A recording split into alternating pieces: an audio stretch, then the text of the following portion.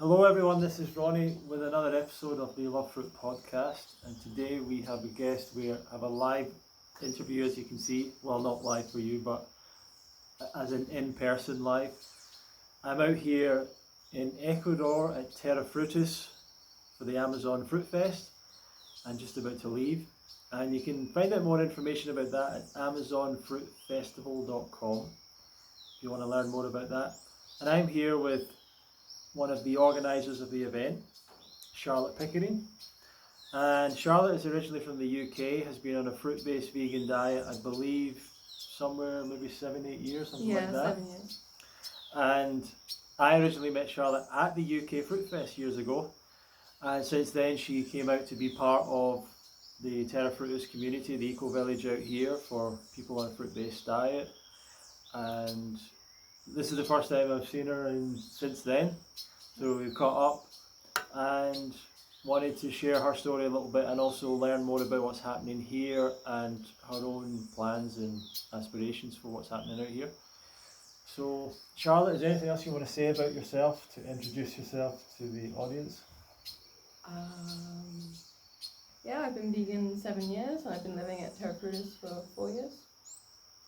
Excellent, yeah, cool. So do you want us to talk a little bit about, you were born and brought up in the UK? Yeah, in Wiltshire. In Wiltshire, and any kind of veganism in your background, or were you just brought up in a conventional sort of diet? Conventional, yeah.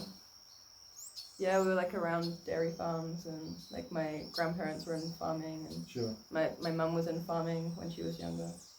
And when you were younger, were you making any changes at all towards like a healthier, more conscious lifestyle? Was growing trees and things, was any of that of interest to you when you were growing up? Or? We always had like big gardens, so I did enjoy like growing fruit trees and stuff, but it was never really for eating the fruit so much. Right. Just to have trees around. Cool. And why or when did you start to move towards vegan diet? Well, I was on the internet and Free the Banana Girl popped up and I started watching her, so that's how that happened. So that was the main inspiration at that point? Yeah, she got me. Yeah. And was there any particular reason? Was it anything to do, was it health? Was it the ethics? Was there any particular thing that made you want to? Yeah, so like originally I found her because of the health aspect, but then I kept watching, like I didn't change, but I kept watching the videos, and then I found the ones about ethics, and that really got me. And what was the kind of benefits you got from that, and like was it difficult for you to make that change, or? It was difficult because I was living with my parents, but then I moved to university and that was the day that I became vegan. Oh wow. And so then it was like, I mean it was difficult at first because it was like right at the beginning of university, I didn't know what I was doing there, and I was also not sure what I was supposed to be eating. Yeah. But it got a lot easier. Yeah, cool. Living on my own made it a lot easier. Yeah, and did you go towards like the fruit-based sort of approach straight away, or was it, how did that work? Yeah, I went for like raw till 4. Right. Yeah. Yeah. With like periods of raw, but never for very long. And you still kind of uphold that kind of similar diet to this day? Yeah. Yeah. So that's like 7-8 years ago, you were saying? Yeah, 7 years ago.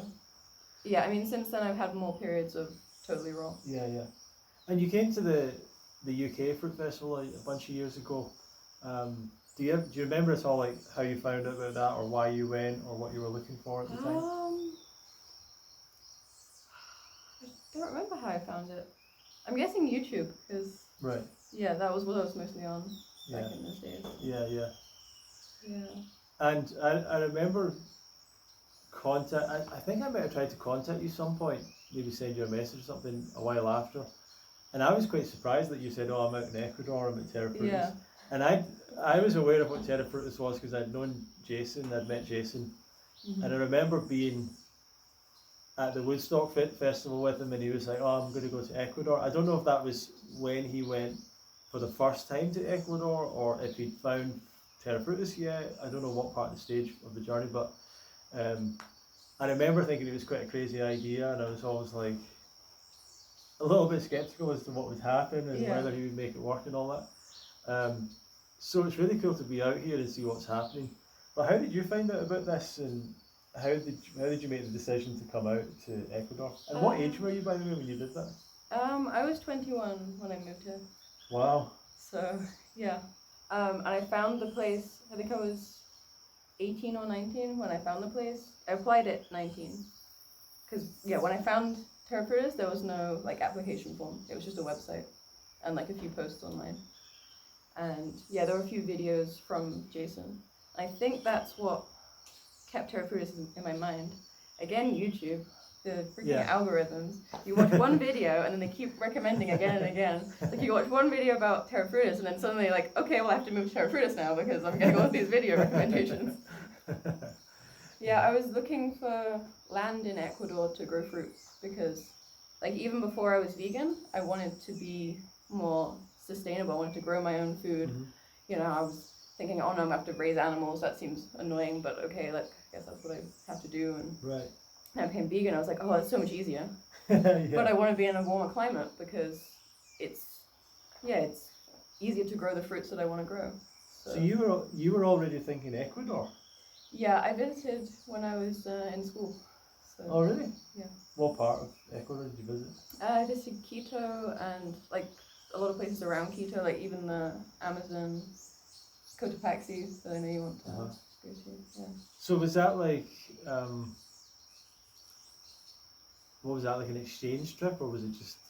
It was like one of those. It's like a holiday, but they call it volunteering. But like obviously, a bunch of kids from school aren't actually gonna be very useful. But they're like, oh yeah, you're helping all of these, you know, poor people, and then you grow up and you realize that maybe they didn't need the help and it was just tourism. But it meant that I found this country and yeah. So that's like a real synchronicity that you were literally looking for land in Ecuador, looking to grow your own trees. Here. And because there's not many places like this. So yeah, basically nowhere, I would say. Yeah. So that's a real coincidence. Yeah, it was meant to be. And how did you, when you first got in touch with Jason and the others here, what did you think about them and what they were doing? I mean, I was worried that it was like some weird cult or something. So my initial trip was just 1 month, and I already had my flight booked to go back, so that like I had my out. But then I came here and like a week or two in, I was like, oh yeah, I'm staying here. I'm gonna move here. And so before leaving, I bought my flight ticket back to Ecuador. Wow. So that like, you know, there was no doubt in my mind, like, okay, I'm coming back. And that was when you were 21? Yeah. So fresh out of university. Yeah, that was how did you have such conviction, like, of what you wanted to do? Because a lot of people don't really know, can't make decisions like that. I spend my whole time in university thinking like, oh yeah, like I'm gonna move to Ecuador, I'm gonna go grow fruit. So wow. Yeah, I found this place and I was like, oh, this is like so much easier than having to do it all myself. It's kind of like your destiny in a way. It's like so like right. So your initial trip out here, what was it like when you first turned up? It was very different from what it is now. I mean, this building that we're in didn't exist at all. A lot of buildings here didn't exist. We were in a house near town. Is it a small group then? Like a smaller group of people? Yeah, like half of what we are at the moment. Yeah. But that was enough to keep me. Yeah, there were like quite a few long-term people who, some of them are still here, some of them are not here anymore. And as like a young woman, you felt comfortable here, no issues, like with feeling like out of place? Yeah, at the start there were not many women here. Right. So my first visit there was one other woman here. Then when I came back, it was just me. So she told me she would be back here and then she wasn't. So what was it that made you make that decision then, that this was the right place for you? It just felt right. Like I just felt it, and I was like, "Yep, this is what I'm doing." Yeah. And originally, how did it work? Were you just part of Terra Frutis, and then?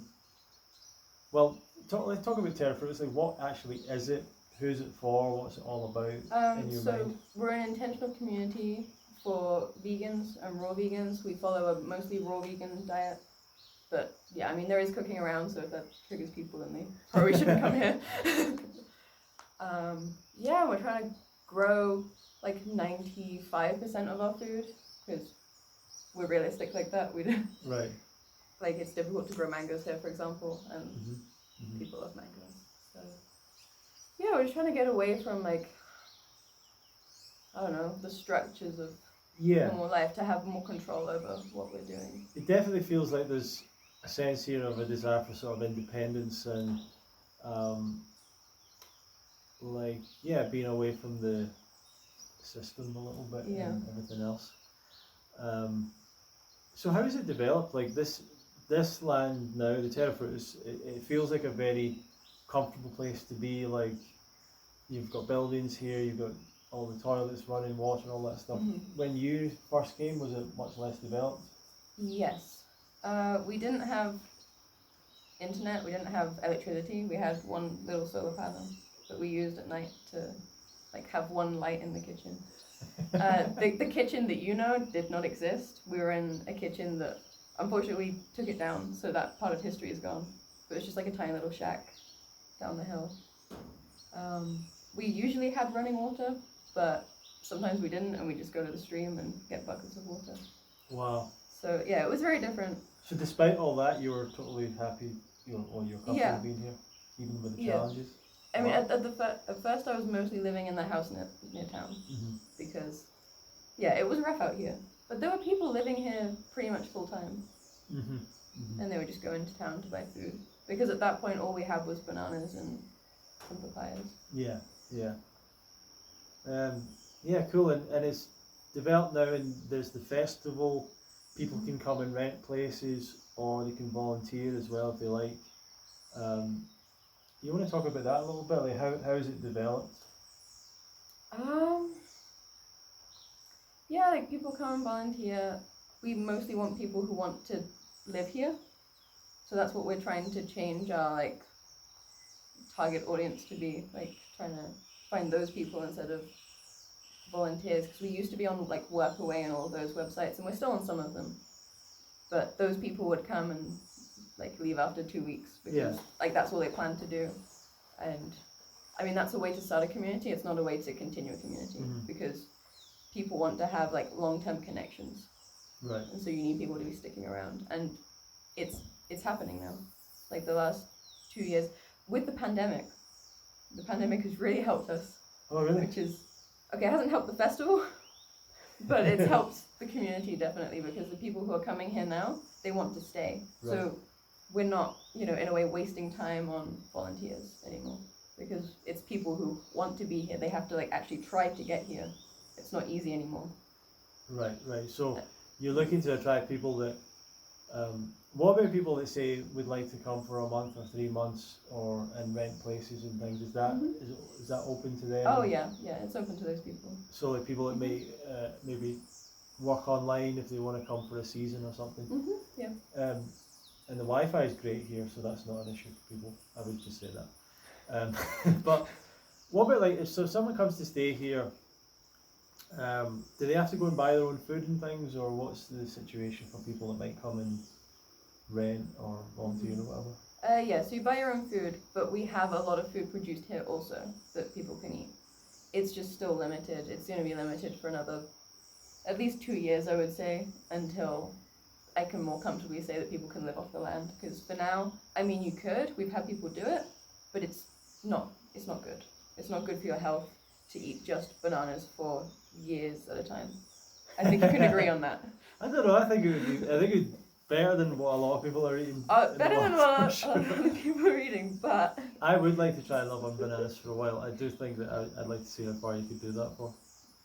But we don't have the variety at this point, like for a full diet. We have bananas, we have jackfruit, we have papaya, lemons, maybe some other things, but like it's not enough to really just like live off the land. Right. Like seasonally, sometimes yes, I'm like barely buying food. Yeah. But some seasons, like you have to buy food. And in Terra Frutis, you host a festival here. You've got bungalows for rent, but you've also got plots of land. And Terra Frutis is like, I believe it's slightly different, where it's owned by mostly one guy owns the land here, and you guys are kind of helping to run it and organize it a little bit. and there's some personal plots, so there's some plots of land further up the hill as well. But there's also Fruit Haven, which is more of a group land buy. And you've got land at Fruit Haven 10, which is another part. So you want to talk about the slight difference there, or what's the... Yeah, so historically we weren't selling land here. It was just as is, one owner. But people would leave because of that. Not loads of people, but some people, you know, they want to feel more secure, and there is a lack of security with that. And that's something we're dealing with currently. We're trying to transfer the land into a trust so that we don't have to worry about that anymore. But another way that people can feel more secure is to buy land. And yeah, so now we're selling parts of our land, the upper property. I'm pretty positive that'll like keep some people around that otherwise would have gone to Fruit Haven, or they would have gone to, I don't know, Costa Rica and started their own little homestead there. And what kind of people do you find are coming out here and buying land, and what are some of the common things you see? For us, it's mostly Europeans, which is interesting.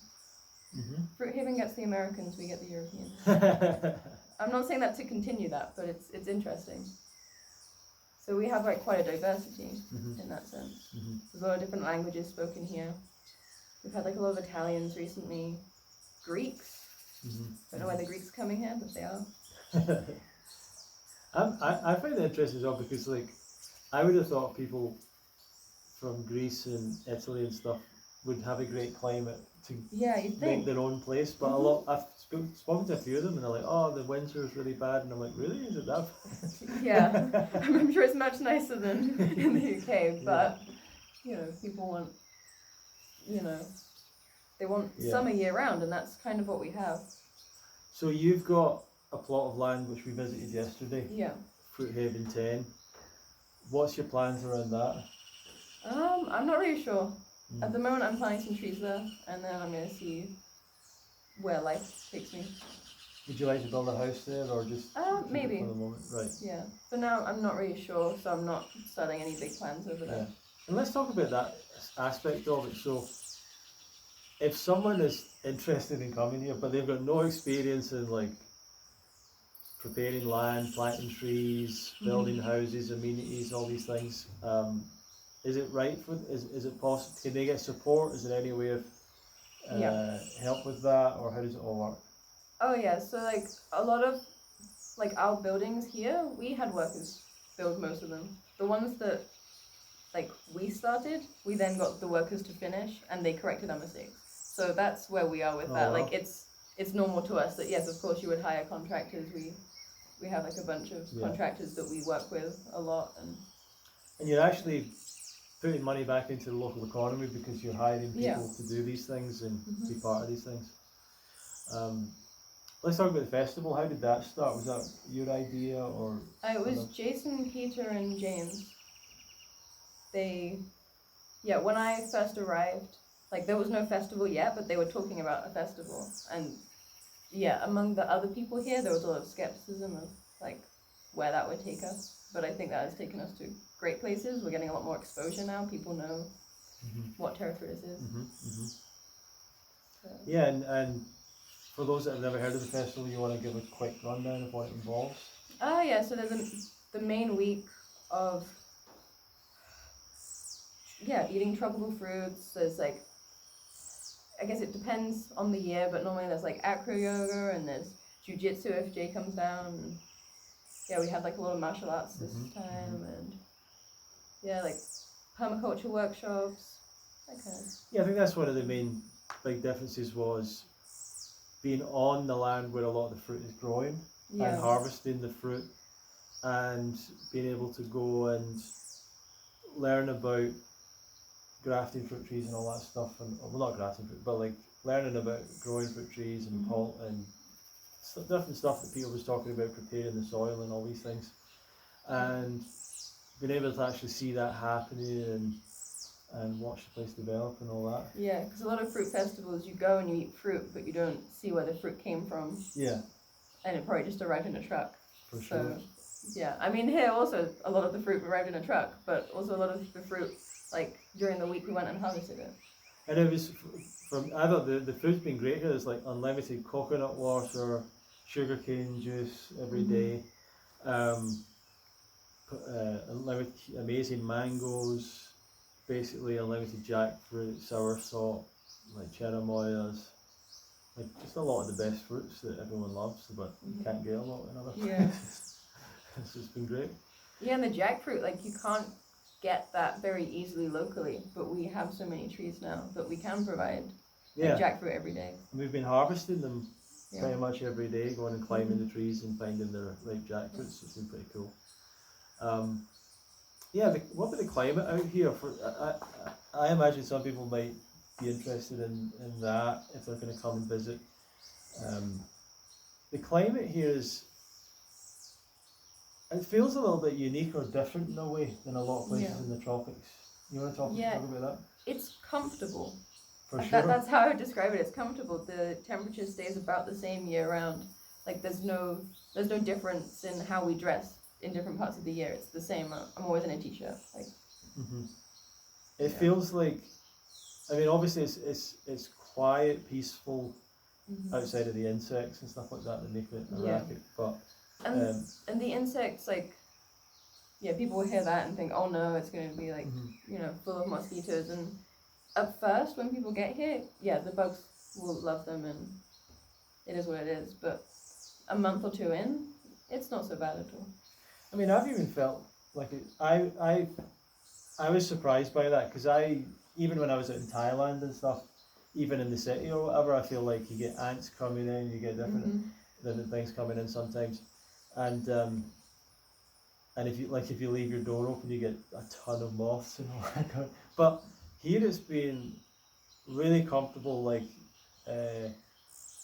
very little. I've experienced very little in terms of spiders, ants, anything like that. And I've had a few bites, but it's not really been that annoying.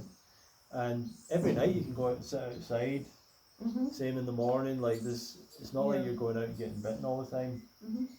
So really comfortable. And the climate for me, I'm not really used to very hot weather or direct sunlight.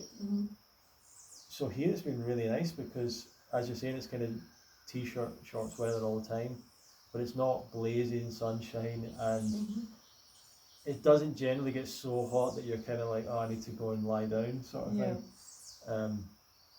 And I guess is that part of the elevation? Is it the cloud cover? Is it just the whole range of stuff? Yeah, we're at the edge of the Amazon, where the Amazon meets the Andes. So we have like the benefits of the Amazon, but we're just out of it, so it's not like, super, super humid and hot all the time.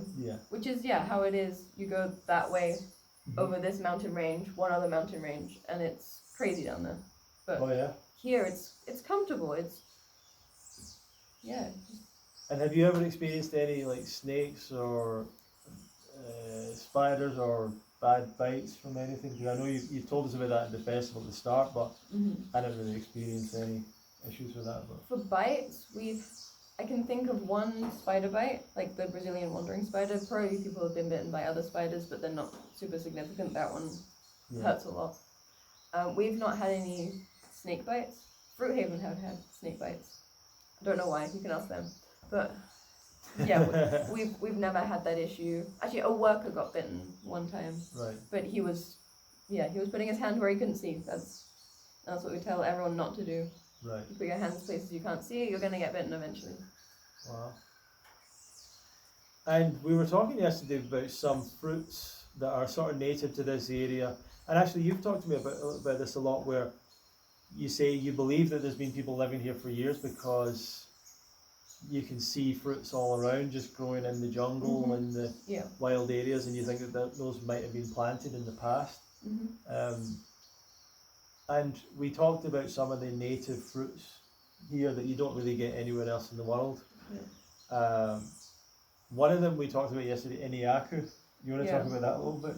Well, it's very addictive. I feel weird talking about it on the internet because then all the people will know about it. This is what's interesting about this fruit, is that this is There's something so secretive about it and like so like coveted. Yeah. It's so interesting. Yeah, the issue is it's too good. Right.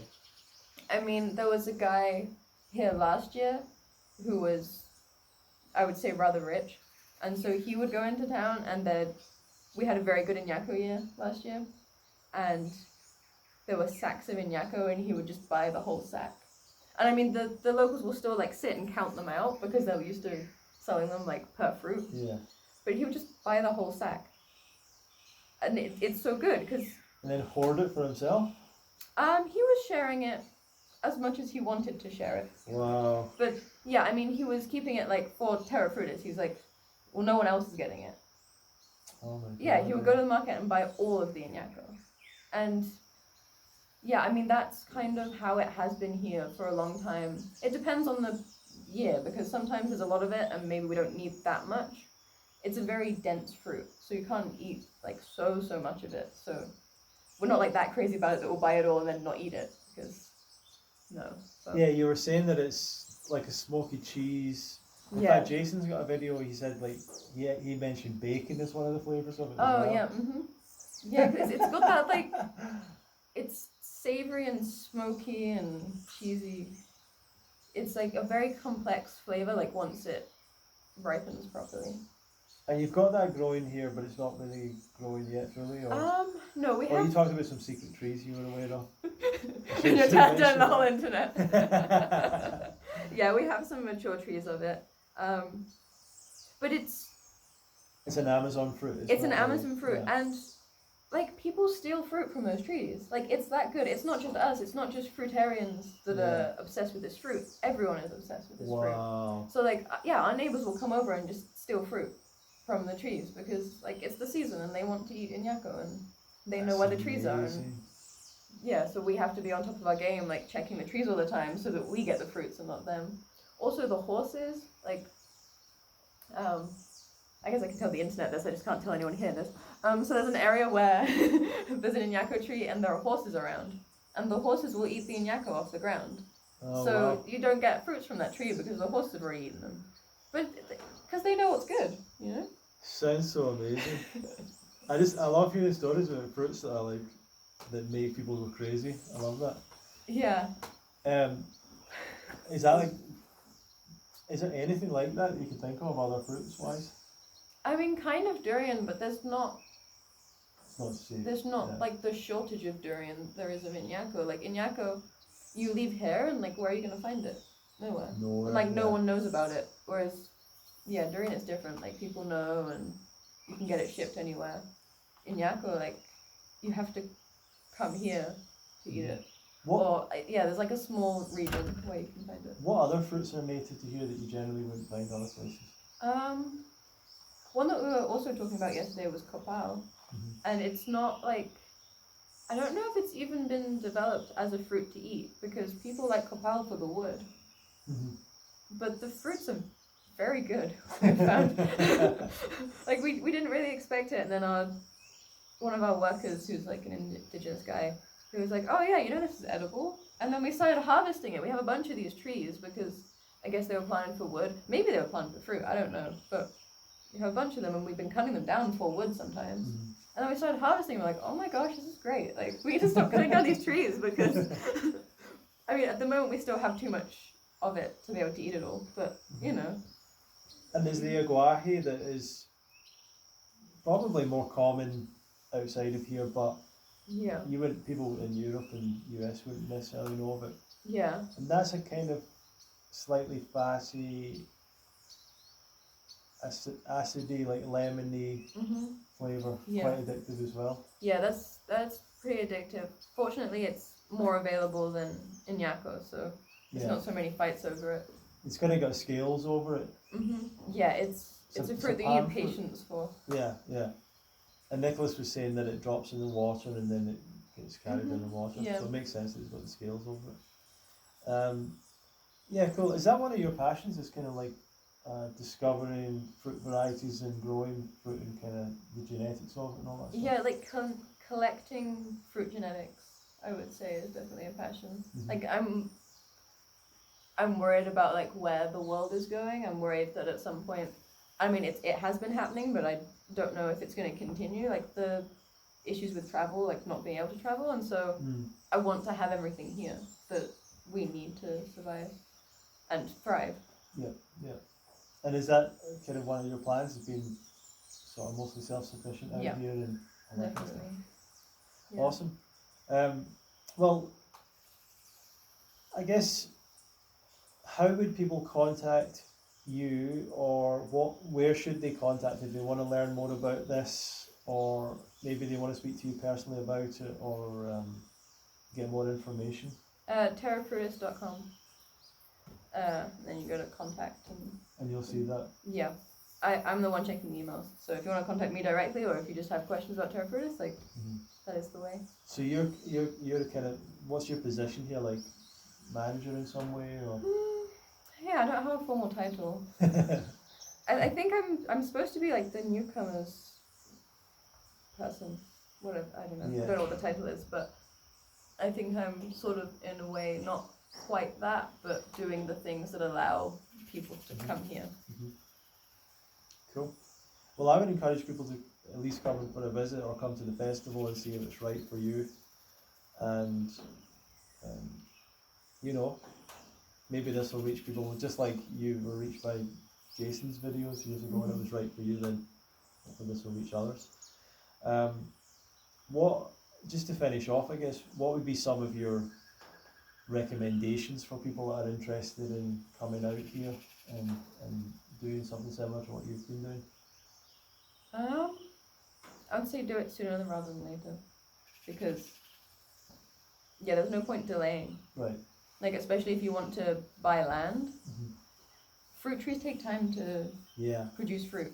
Like the shortest ones are like a year, but some are like 10 years or so. So do it now. Yeah, the best time to plant a fruit tree is 20 years ago. Yeah. But the second best time is today. Seen that on the website. Yeah, I've seen it in many places. Yeah. Awesome. Yeah, great. And your personal kind of plans and dreams for what this place could become? Because I really personally see this as becoming like a hub, like for a lot of people, because the kind of people that are out here already, the atmosphere that's here already, what's happened, it just feels like this will lead to more and more people. The fact that another community is already birthed out of it, and our next door neighbour is now another community, another vegan community, which is kind of a secret. Yeah. Well, I don't know. It's like semi-secret. They're not really online. But also we're not publicizing them too much either. Yeah, they're the, what do you call them? I call them the rejects, but that's not a very nice thing to say. But in a way, they are. Yeah, I wasn't going to use that word. Okay. They're like the spin-offs. It's like... I was going to say like the estranged stepbrother or something like that. Yeah. The sister. Well, yeah, it's the people who come through here that aren't quite fit for the other two places. They end up there. Sure. So there's a big mix of people there. Yeah. So if you do come here and you get thrown out, there's another option. Don't worry about. There's another place you might fit in even more. I really see the vision of this whole road being like just houses and places and people doing this kind of thing, and I think that could really happen. Yeah. So, well, thank you very much for watching. Thanks for your time, Charlotte. Thank you. Anything you want to say before we finish? No, I think we awesome. covered it. Cool, good. Well, everyone, thanks for watching. Feel free to share this around with anyone that might be interested in this. If you want more information, go to terrafrutis.com and fill in the contact form if you want to specifically speak to Charlotte and get some more information about this place. Amazon Fruit Festival, I'm sure that'll happen next year. Yes, we're getting more and more confident that it's going to keep happening every year. We keep thinking that we're going to have to cancel, and then we never cancel. So if you're worried about buying a ticket because you think it'll be cancelled, it's not going to be cancelled. It's never cancelled. We think it's going to be cancelled, and then it's not. So yeah. You can have confidence in us. This year the Ecuador travel thing made it a little bit. Made a few people cancel last minute for sure, but I didn't cancel. Yeah, and we're not going to cancel, even if it gets tough to travel. I gotta say, I don't like to cancel from a fruit festival or anything like this, because I feel like I would rather, like, if I couldn't have come, I would have just said to you, like, give my ticket to someone else, or like something, like, I don't know, because I don't like, because I like to support these things, and that's what I'd encourage everyone else, is like, if you want to see more of this stuff happening in the world, you got to encourage it. You got to, I know, I get that you might want to put your money towards, I don't know, crypto, or buying some like weird piece of art online that's in JPEG or something, or like, I don't know, plastic surgery, whatever it is that you're putting your money towards. But if you want to see more of this good stuff happening in the world and more healthy stuff, then you know you got to invest in it as well, and put your time and energy towards it. So thanks everyone for watching and listening. Please feel free to share this with others, and we'll see you in another episode, and feel free to get in touch with us anytime. We also have the festival in the UK for those who are UK based, fruitfest.co.uk. Please feel free to check that out. We have our Friday night discussion groups online for free, and we have speakers coming up very soon. So you can join us there as well. If you sign up at fruitfest.co.uk, you'll get notifications about that. And yeah, we'll see you in another episode of the Love Fruit podcast. Thank you very much for joining us, everyone. And thank you, Charlotte.